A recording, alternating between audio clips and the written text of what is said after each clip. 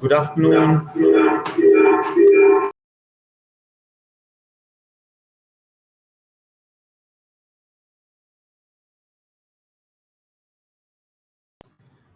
Good afternoon. Webinar today.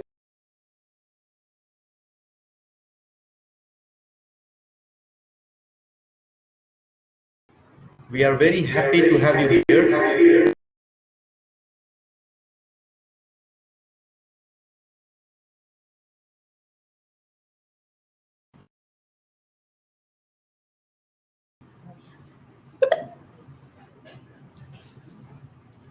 It's very nice to see you guys here.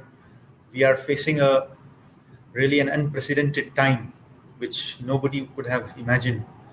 Everything closed down due to the COVID-19, the enemy that we cannot even see. So today we'll learn something of an enemy that we can actually see.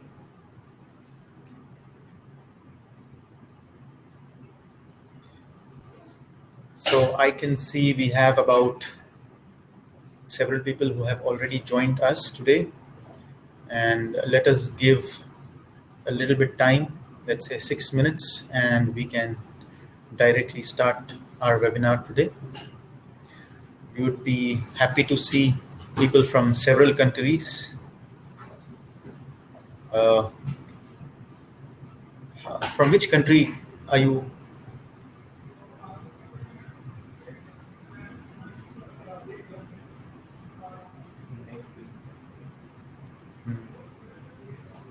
So we have Hatim, we have Basim, hello, and we have Shabir, and we have Ihab. Welcome, Ihab.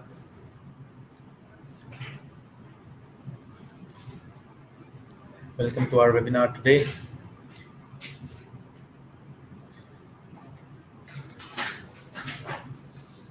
Seeing you guys here, I can feel the eagerness to learn, eagerness to understand something related to fire. We have people from Austria.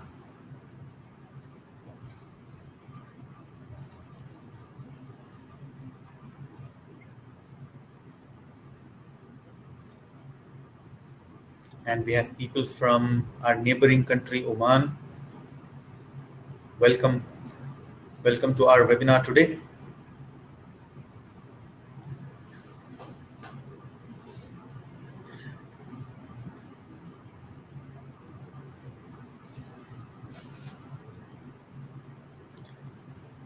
Very nice. Welcome, Stanley from Acoustical Consultant. Good afternoon. Good afternoon.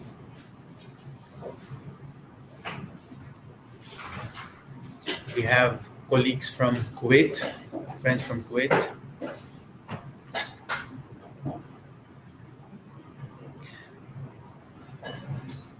So fire is basically something that has touched each and every one of us. Not necessarily an evil if it is under control.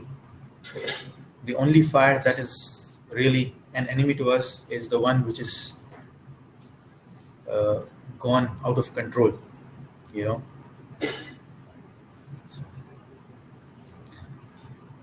Welcome, Harish. We have our chat box, and also there will be several polls at the end of the webinar. And as you can see, there is a panel only for questions. So during the webinar, if you come across a doubt that you would like to raise, a question that you would like to ask, please feel free to post the question in the questions panel.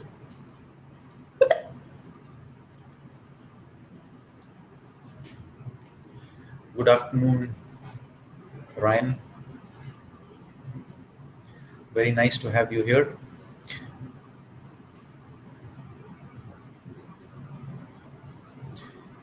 We would recommend using Chrome. for this webinar,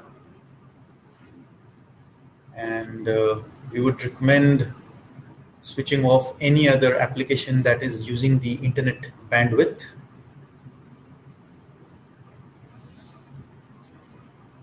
We highly discourage use of Internet Explorer, and questions will be answered at the end, and try to avoid any parallel downloads. We also have gifts for at the end when the questions are asked.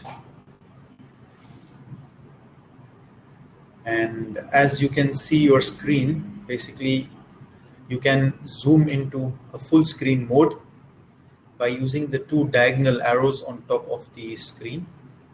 Apart from that, there is a chat panel box, there is a questions panel, and there is polls panel. So it would be better to use the questions panel to ask questions rather than the chat panel. And finally, we use section when it comes to that point or at the end of the seminar. This webinar, we will try to cover up within 1 hour. And this webinar is part of a series of webinars which I will explain once we start the presentation.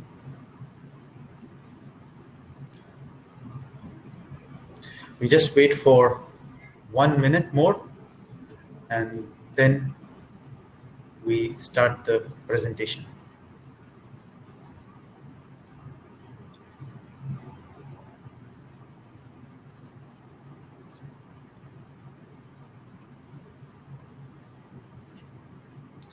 I welcome all of you once again.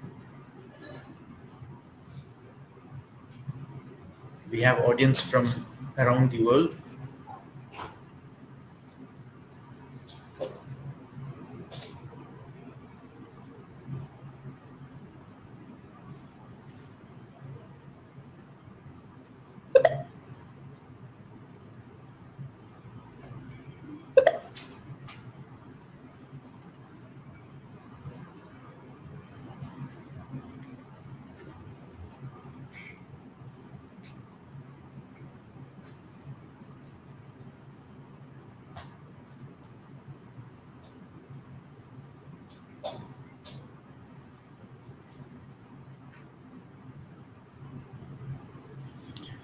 Right, so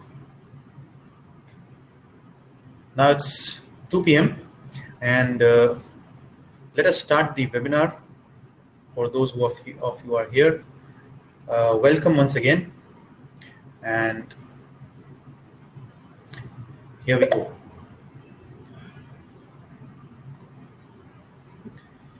Today we are talking about FireStop, and this is the first episode of our series. Small introduction to myself. My name is Muzaffar. I am the regional manager for FireStop for Fisher Middle East. I have been with Fisher for more than 5 years now. Apart from that, I am also an associate member of the Institution of Fire Engineers UK. The Institution of Fire Engineers, or IFE, was founded in 1918. It assesses the knowledge of fire and professional experience, and awarding internationally recognized membership grades and fire-related qualifications. Through its Engineering Council license as a professional engineering institution, the IFE registers suitably qualified members as chartered engineers and several other grades. Fire life safety is a personal passion that I take very seriously. This webinar is the first part of a series of 3 very interesting webinars. In this episode, we would focus on identifying the threat. In later upcoming webinars, we would be looking at the testing and performance and how correct solutions save lives. We would see some of the statistics of fire, few historical incidents that taught us a lot. Then we look at simple physics of fire. Finally, fire protection approach in general is presented with a particular focus on passive fire protection, with an introduction to FireStop. Finally, as many questions as possible will be answered within the remaining time. Let me remind you, please use the questions panel to ask your questions. Do not post your questions in the chat box. Right. To start with, let's see some eye-opening statistics. 4 million fires are reported every year, with the fire departments attending to a call related to fire every 7 seconds. The fire resulted in an estimated 15,000 people losing their lives. The most shocking statistic is that an average of 43% companies never recover after a big fire incident due to the associated losses and the recovery costs. Finally, the best part of this statistic is the cost of fire protection in a building is mere 5% of the overall construction cost. A very small sum to spend to save lives. History has lots of lessons to be taught. Several disasters helped shape our understanding of fire and protection against it. On 25th of March 1911, one of the deadliest industrial disasters occurred in the Triangle Shirtwaist Factory located in New York, USA. 146 people died due to the fire, smoke inhalation, or trying to escape by jumping from the windows in the factory, which was located on the 8th, 9th, and 10th floors. The fire started due to a cigarette butt or a matchstick in a scrap bin under the cutter's desk. The exits were blocked to avoid theft, and people couldn't escape. The stairways were rendered useless within minutes as the smoke filled up the stairwell. The fire led to several legislations improving the safety standards in terms of better building access and egress, fire extinguisher requirements, active systems, and many more legislations. The Worcester cold storage fire occurred on 3rd December 1999 in Massachusetts in USA. This was an abandoned building previously used as cold storage facility. The building had no windows above the ground floor, and the walls and ceilings were covered with several layers of combustible insulating material, including cork, polystyrene foams, and PU-based foams. The fire was accidentally started by a couple of homeless people who knocked over the candle, and instead of raising an alarm, they left the building with the fire burning. The building had no fire detection or suppression systems installed. The building also didn't have any fire separating element like firewalls or floors, and it had only one staircase that extended from the basement to the roof. And it is estimated that the fire burned undetected for about 90 minutes. Since no one knew that the homeless people left the building, the firefighters initiated a search, and without proper layout of the building and with single staircase, no windows to see through, thick black smoke, disaster struck. The interior floors collapsed and took the lives of 6 firefighters. Similarly, another historical case of fire disaster, which we learned a lot about smoke propagation, occurred at the MGM Grand Hotel in Las Vegas in USA. This disaster claimed the lives of 85 people, majority of them due to asphyxiation caused by smoke inhalation. The fire began due to electrical ground fault inside a wall-mounted electrical socket. Since there was no fresh oxygen supply within the wall, the fire smoldered for hours before the tile crew uncovered it, and it burst into a fireball. The fire spread to the lobby and casino, feeding off the combustible wallpaper, glue, plastic fitments, and PVC piping. The burning material created toxic fumes and smoke which rose through the building via vertical shaft, seismic joints, and vent systems. Very important note is, even though the fire primarily damaged only the second floor casino and the adjacent restaurants, the majority of deaths happened on the higher floors and stairwells due to the asphyxiation. Some of the guests even died during their sleep. This fire taught us that smoke inhalation is more serious threat than the flames themselves. Now, due to this fire incident, there were several major reforms introduced into the fire safety guidelines and codes, including, if you have visited any five-star hotel, you would have seen the exit maps in the rooms. The addition of smoke detectors and several other legislations were added. In the recent times, the Grenfell Tower fire was a headline on 14 June 2017. This fire caused the death of 72 people. The fire started due to a faulty freezer on the 4th floor and rapidly propagated to the upper floors through the exterior facade.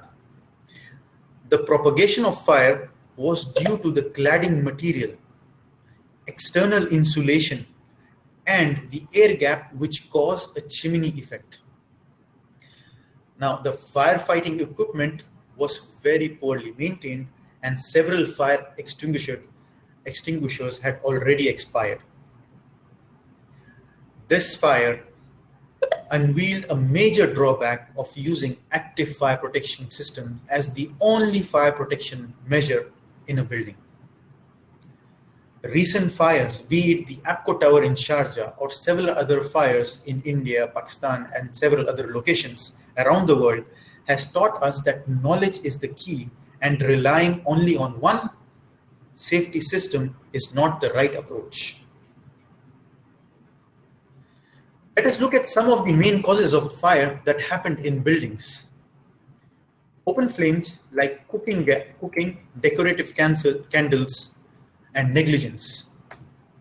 Appliances and electrical malfunctions, smoking, as in unextinguished cigarette butts, and finally arson. Now, none of these causes can be completely dealt with, and hence the occurrence of a fire in a building is a real and a present threat. Before we move on, let us learn some of the basics of physics of the fire. Now, fire is a chemical reaction that occurs when three elements, namely oxygen, fuel, and heat, are present at the right mixture. If we look around us, oxygen is abundantly present, and there are a lot of fuel sources easily available in the room, be it in the form of furniture, bedding, cushions, or paper. A small heat source like a cigarette butt would come angle, as we saw in the previous case studies.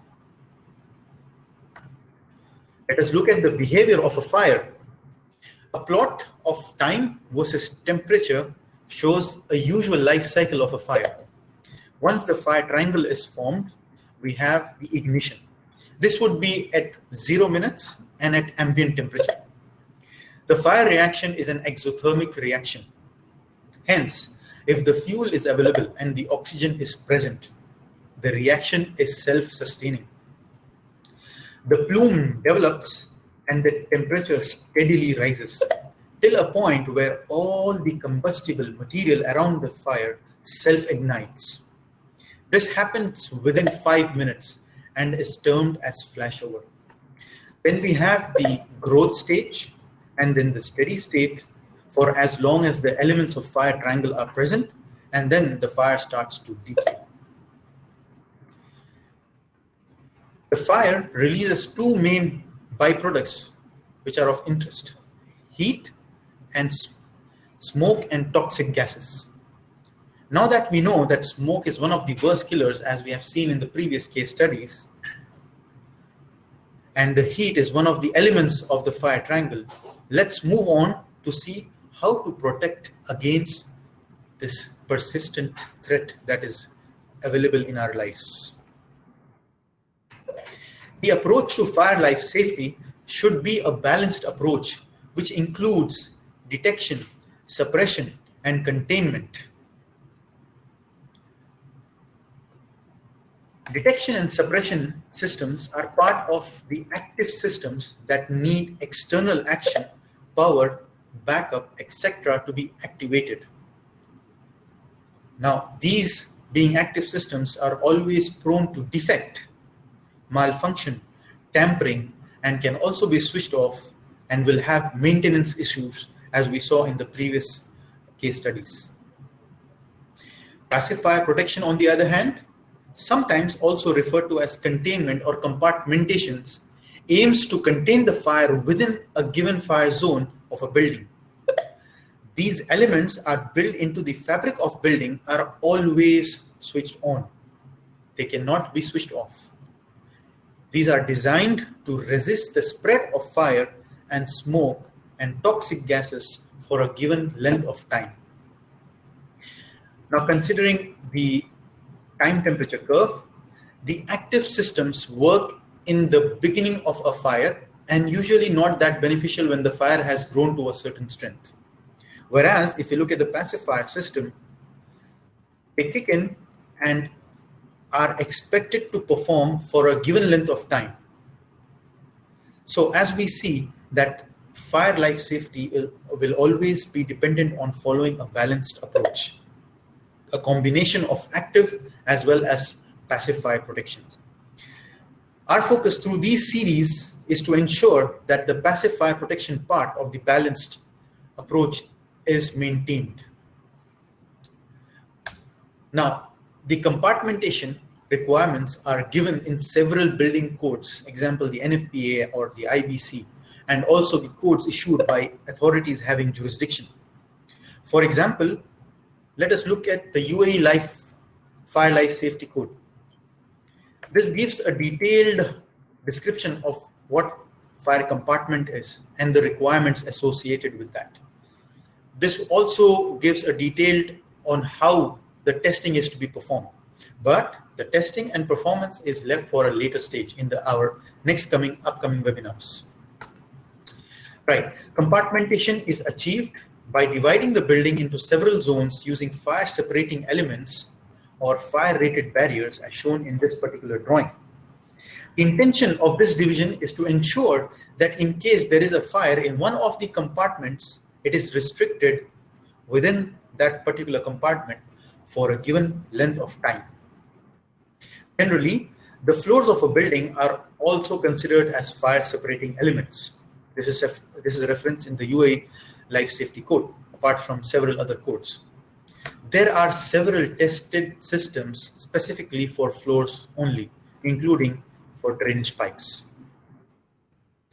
The containment ensures life safety by giving time for safe exit of occupants, giving enough time for rescue and firefighting services to arrive, and minimize the damage to the property itself, as we can visualize in this particular case where there was fire on this particular floor and the passive fire protection or the compartmentation prevented the fire from passing on to the rest of the property, thereby minimizing the cost associated with the losses, as well as it ensured the life safety of the occupants. Right. Now, Fisher FireStop systems are tested systems designed to reinstate the fire resistance of a given assembly after a fire barrier has been compromised by a breach. These systems are part of the passive fire protection of a building. The breach would be required to make the building functional and cannot be avoided. For example, a wall was constructed with a rating of 2 hours. The MEP contractor comes and breaches the fire barrier, thereby compromising the fire barrier and reducing the fire rating to 0. He installs his services and the rating still remains 0. The rating is only reinstated after the appropriate Fisher FireStop system is applied. Now, FireStop is always a system, and rating is given to an overall system, which includes the substrate, penetrant, backing, and the Fisher FireStop sealant. The sealant on its own does not have a resistance rating. Similarly, the civil joints between fire-rated walls and floors are inherently constructed with a breach. The Fisher FireStop system is applied to get the rating as required and close the breach. Again, the civil joints also a system consisting of the substrate, the backing material, and the Fisher FireStop sealant. We see these breaches in building projects very frequently. Flames, smoke, and toxic gases escape from the compartment from breaches as small as a pencil hole, let alone the bigger compartmentation breach that are usually encountered on the buildings. FireStop systems are generally of three main types: the construction joints, the MEP service penetrations, facade perimeter joints. And the testing associated with these FireStop systems are imminent. Now, Fisher FireStop systems are helping save lives by ensuring compartmentation is reinstated. Fisher systems are tested and certified by several international agencies. Now, these testings will be discussed in detail in our second part of our upcoming webinar. Be it civil joints or MEP penetrations or complicated openings, like you see on the image, FireStop is a partner in giving efficient and effective solutions. We will learn about the testings and the right solutions in our upcoming webinars. Let us now see some of the examples of how passive fire protection helps save lives. In this image, you could see there was a roaring fire just 2 feet away, which was over 1000 degrees Celsius, but the paper on the wall, on the notice board, not even has a sign that it has been exposed to heat or fire. Similarly, this is an image from inside a warehouse where there was a fire and you could see the smoke still hanging around. What you see here is a small window. And now when we see the other side of the window, you could see the office block still intact and all the services and everything here has maintained the fire separation of this particular firewall.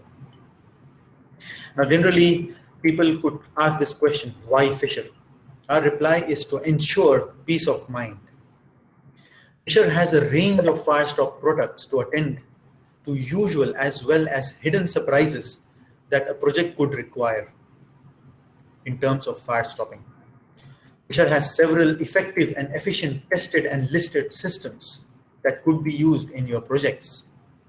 Apart from that, Fisher FireStop has been successfully being used in several iconic projects across the region, be it skyscrapers in the UAE or the iconic stadiums in Qatar or several convention centers, be it in Oman or other regions of the world. We provide professional technical documentation support to ensure seamless work on the site. Finally, and the most importantly, Fisher provides on-site training, equipping the installers with necessary skill to use the right product and apply it correctly, thereby ensuring the safety. And we also do mock-ups at the project site for ready reference available to ensure the peace of mind that we started with. Finally, let us look at the several questions that were asked in the presentation.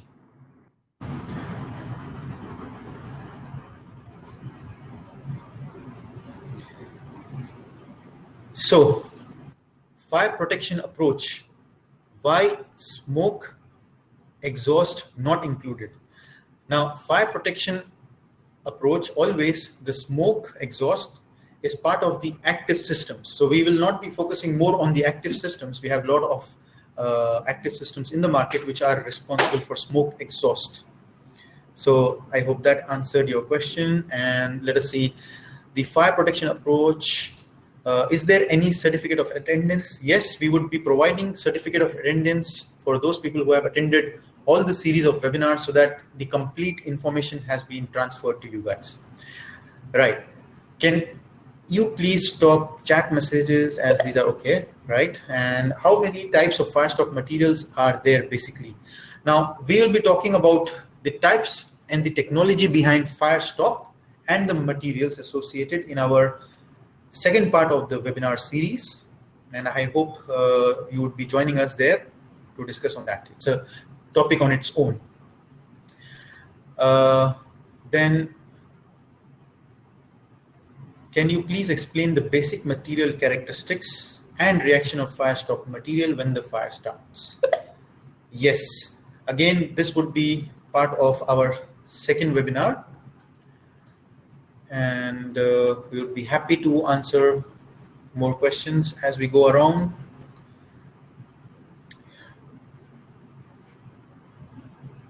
Openings.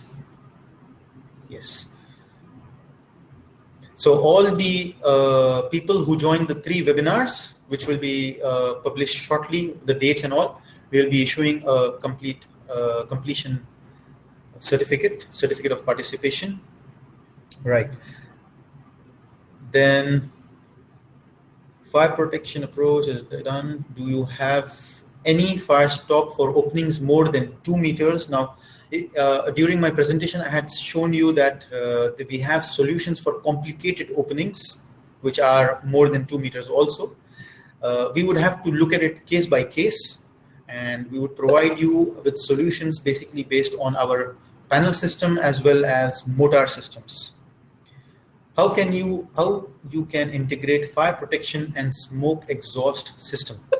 Well, this question is a good question. Basically, the fire smoke exhaust system, as I said before, it would be part of the active system. Now, when you look at the active systems, there are basically either smoke exhaust systems to be installed or suppression systems to be installed.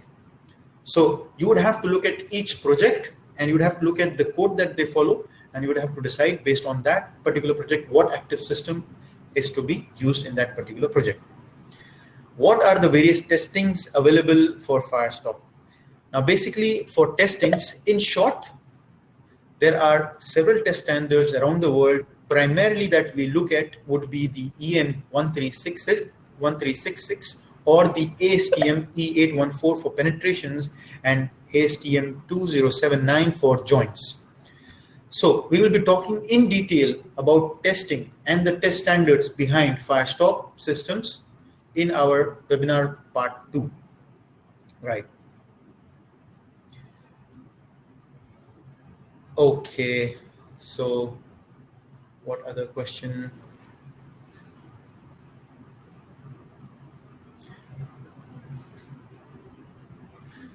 Does Fisher Fire has any certification from LEED? Yes, Fisher FireStop is LEED certified. And there was a question, can we get product catalog? Yes, we would share with you the product catalog directly through your email. And okay, we need more details, more information. That more important thing is certificate. Please give some examples of firefighting pipes, chill water pipes, cable tray with photos. Yes, sure. We would be taking, we'll be taking part in presenting the part 2 and part 3 of the webinars, where we'll be discussing in detail about testing as well as the applications. Now, the problem is we don't want to take a lot of your time. So we try to compress just the setting of the stage in this first part of the webinar. So we just identified the threat. We tried to understand that surely everybody would understand that fire is a real and persistent threat. So then we presented part of the fire protection. Yeah, and then in the part 2 and part 3, we'll be going a little bit more deeper so that we can spread the learning over a series of webinars. Yes, so will you have a webinar exclusively on perimeter fire containment in your FireStop webinar series? We will be having a specific webinars for our uh, support systems for curtain walls, and we would be presenting a part of that would be also taking care of fire protection and fire stopping in the curtain wall systems. Yes, the next seminar would be very shortly announced. We are just setting up the. We would be happy to send all of those who attended this webinar a link to join the next webinar also. Right. Now, fire stopping should be generally applied by those who are trained to use the systems. Basically, this is a technical product, so the one who is applying should know what material is to be applied.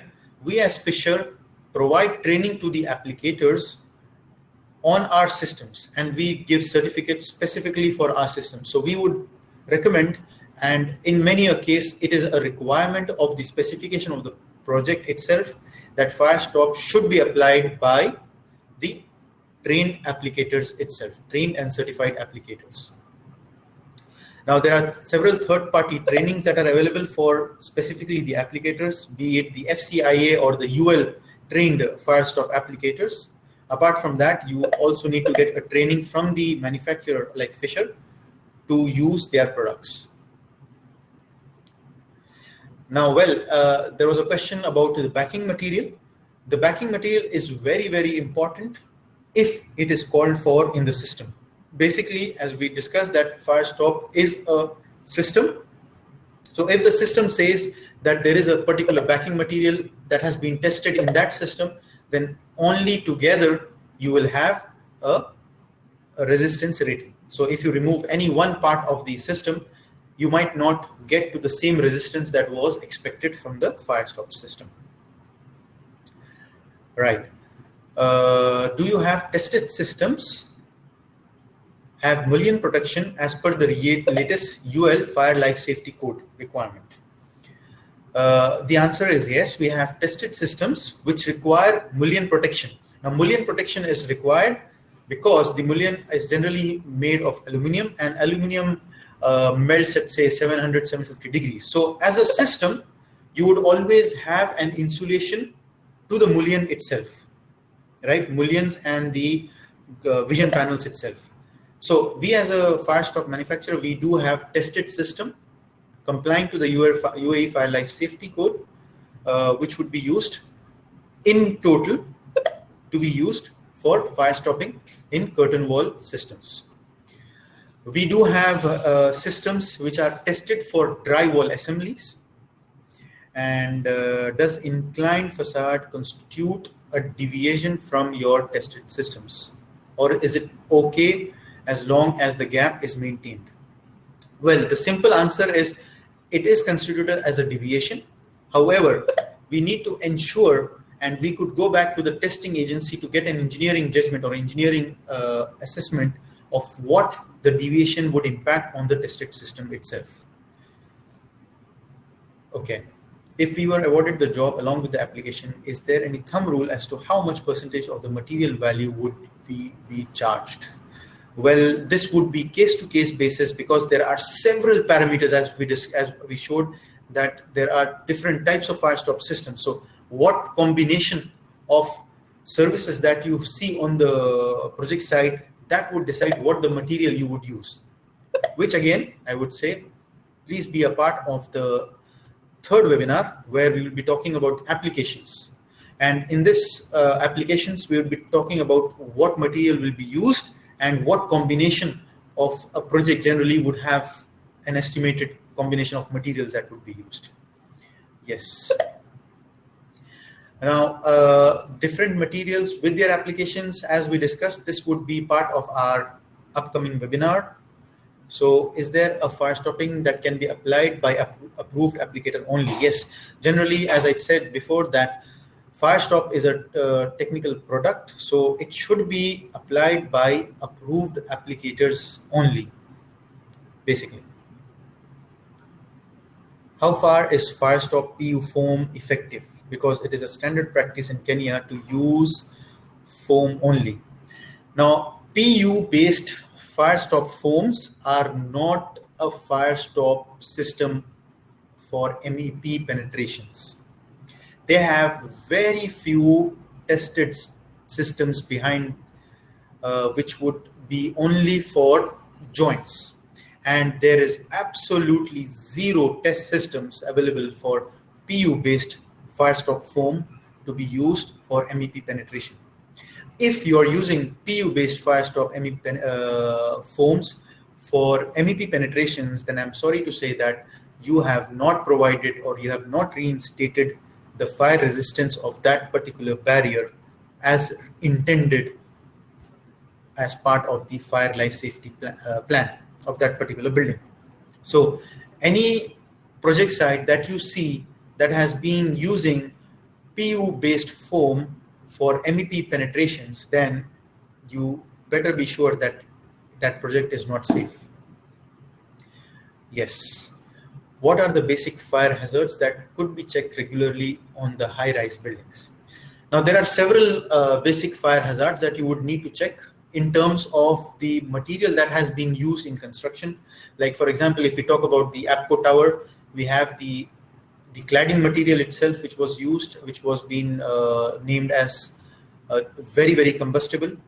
Basically, it's not the aluminum, it's the sandwich material that is there between the aluminum panels, which is highly combustible because it was polyethylene based material. Now, recently that was banned in UAE and in several parts of the world. Apart from that, you need to ensure you have regular visual checks that the FireStop system that were installed are doing well and nobody has penetrated them. Nobody has spoiled them, basically. And then you have the normal active systems maintenance that you need to be continuously doing. Right. Is there any quick selection guide as which product suits to which application? So what I see from your questions is many of you are very much interested in the application part of FireStop, and we would be very happy to welcome you again on our next webinar, and I request you to be part of that. Now, what is the reason of fire stopping failures? Now, generally fire stopping failures you would see basically because of incorrect application on the project site. So that is one part, and then the product performance itself that has been tested, and apart from that, using incorrect materials for incorrect applications. So you might have a plastic pipe where you would have used a non-intumescent FireStop material. So obviously that would fail. Right. Can you please tell the fire rating comparison of Fisher and an average go to the brand? Now, as I told you, we Fisher FireStop materials like sealants on their own, they do not come with their own independent resistance because they are always going to be part of systems. So Fisher FireStop materials have been tested with systems up to 5 hours fire rating. Right. Could you please give or enlighten us on the following? As we know that we have gypsum wall boards which are 120-minute fire rated but do not help much with soundproofing as it has rock wool inside but not much effective. Now, regarding acoustics, this is an independent, completely a different section, and generally it is part of sealant and fire stopping, because when you have joints, you generally come across the requirement of acoustic requirement also. So for us, Fisher, we have a product called Fisher FIAM, which is tested in drywall assemblies to provide acoustical isolation up to say 60 dBs. So based on case to case, we could provide sealant, but this would only again be a system. So you should always have a system test for acoustics also. Right. Are small openings below 25 mm dia required to closed with fire stops? There are any exemption in the standards, right? Now, as we discussed, and as we, I hope still it is visible. Yeah, we have shown in the case studies that even a small opening, be it a pencil size opening, you would have a lot of smoke passage, even flame passage. So even 25 dia would definitely be required to reinstate the fire rating. So the moment you breach or you make a small hole in a fire compartment wall, there is no more fire rating remaining of that particular wall. With regards to facade fire stopping, is it okay to penetrate the spandrel panel as long as it happens above the FireStop joint? Well, a good question. The spandrel panel should not be penetrated. A simple answer.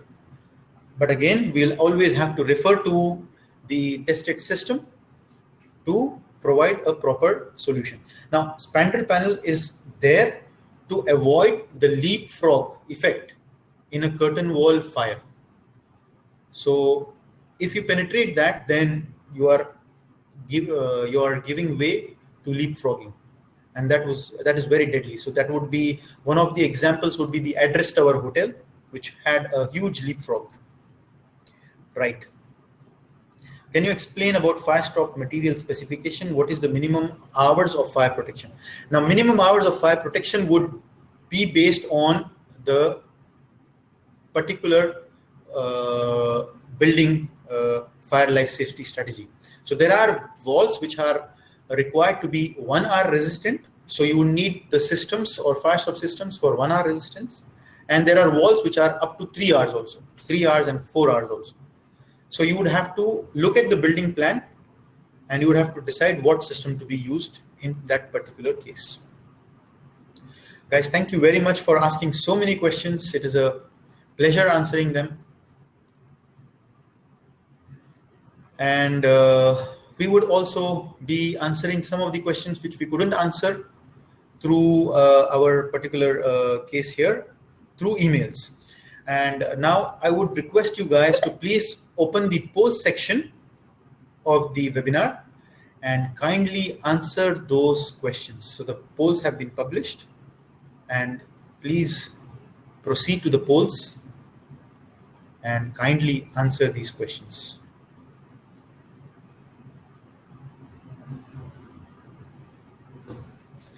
And while you're answering the polls, I will continue answering some of the questions that I can. Right? What is the best or effective solution to achieve compartmentation in warehouses or high ceiling areas? Okay. This question we would leave to answer later on. For design perspective, is there any method or software to quantify the material to be used for any specific application?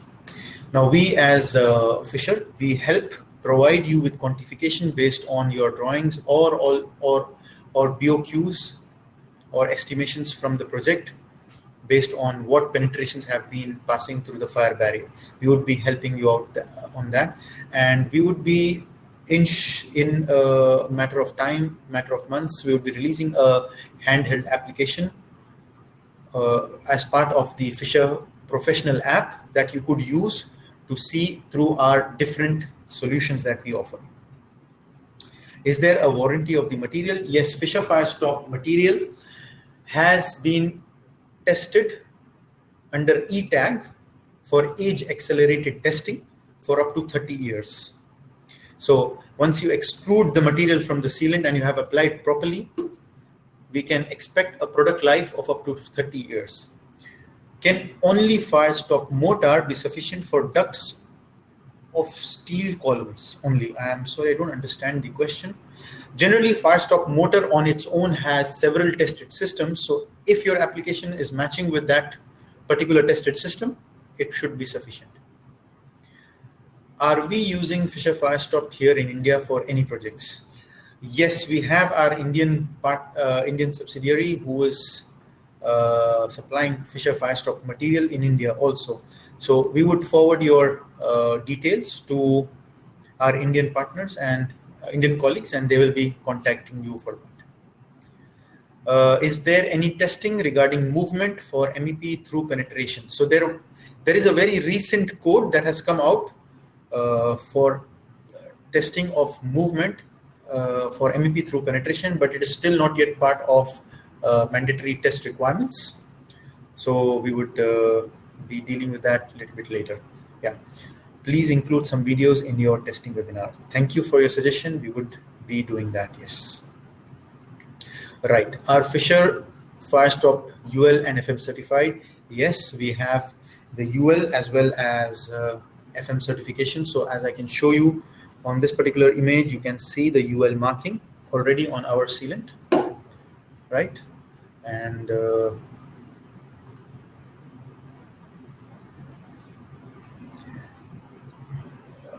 then can you explain about what kinds of FireStop material available in Fisher? So as I discussed that we have a range of FireStop material which would be used for different solutions.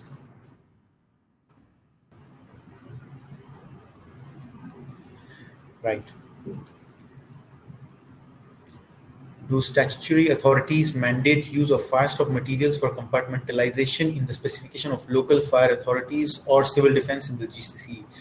Yes, Mr. Mohammed, it is a mandatory requirement, especially in UAE and Saudi also. If you are having compartmentalization, then definitely as a part of logic also, you would need to do fire stopping to maintain that compartmentalization, right? Part 2 and part 3 would be hosted shortly. We will be sharing the links to all of you guys, and we'll be hoping to see you soon. What are the different types of ratings as described in the UL tested system? There are several ratings. There is fire rating, there is thermal rating, and apart from that, there are several leakage and water ratings also coming up in the UL systems. This Fisher product approved in Sharjah, Dubai, Abu Dhabi. So the answer is yes, we are approved in Dubai, and shortly we'll be getting the Abu Dhabi and Sharjah also. Please kindly just reminder that those guys who have not polled, kindly proceed to the poll section and please fill in your polls. This would help us in our development of our webinars also. What is the difference between penetrant and penetrating item and a membrane penetration? So penetrant or a penetrating item is generally referred to as any service that has passed through the fire barrier opening. And if it has passed through and through, it would be called as a normal penetrant. Whereas if there is a service which would just enter from one side of the wall and does not exit the other side of the wall, it would be called as a membrane penetration. Is the UL certification American or European? So well, now UL as a testing laboratory offers both testing to both American standards as well as European standard. So if a product is tested to the American standard, then the certification would be American. If the test is as per the European standard, then the certification would be European. Right. Fisher FireStop material is used in India, and if yes, for which city and project can we have an applicator? Yes, we would be happy to share your details with our colleagues in India, and they will contact you. Mr. Sikandar Ali Mirza.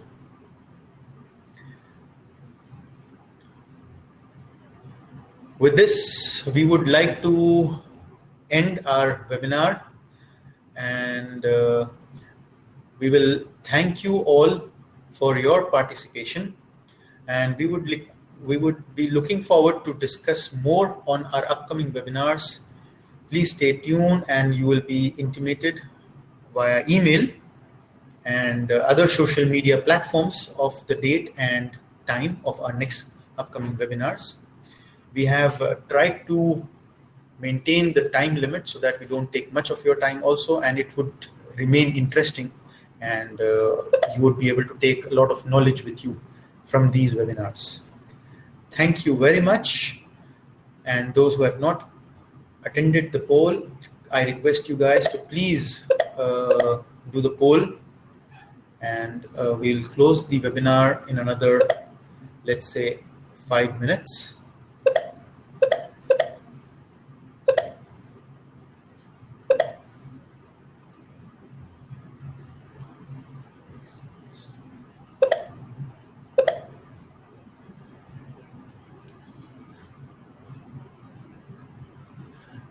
FireStop material is also having acoustic rating, and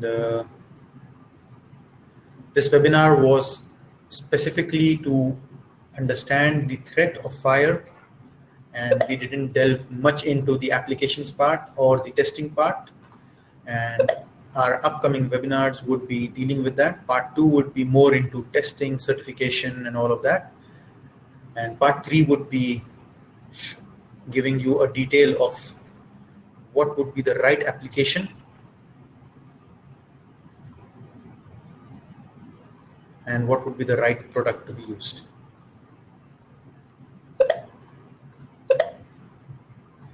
We thank you once again for those who have taken out time, and I hope we were able to deliver what you were expecting.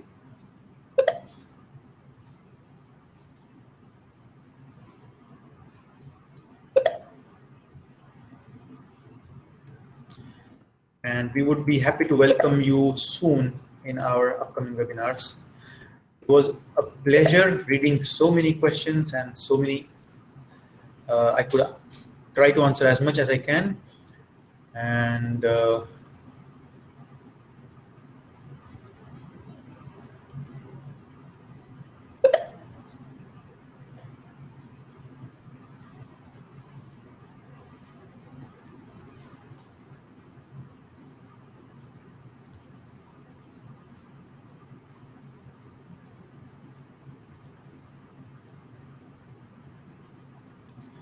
so we have now come to an end, and